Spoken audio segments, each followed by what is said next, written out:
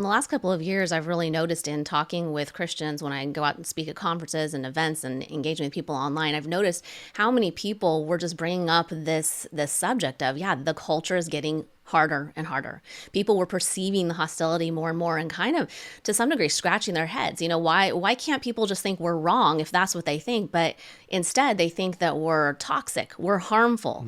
We are evil oppressors in a lot of cases. And I started talking to more and more people who had been cut off by their friends, they'd been cut off by their family, they had lost jobs. In some cases they were having trouble getting jobs. Some people who had their own businesses lost their businesses because they were targeted by people in their local areas over things that they had said that were just reflective of their biblical values.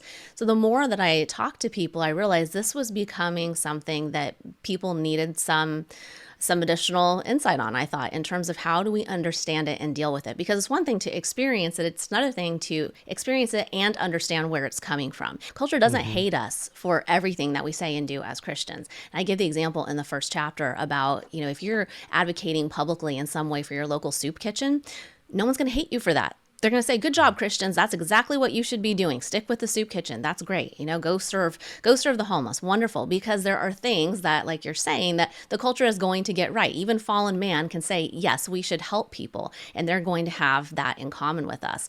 But in the current culture, at whatever time period you're talking about in history, if what Christians believe is going to run contrary to what the popular consensus is, the popular moral consensus about something, that's when the culture is going to hate you. In the book, I introduced the soup kitchen scenario and then say, now let's say that you're out with a group advocating for a local pro-life pregnancy center.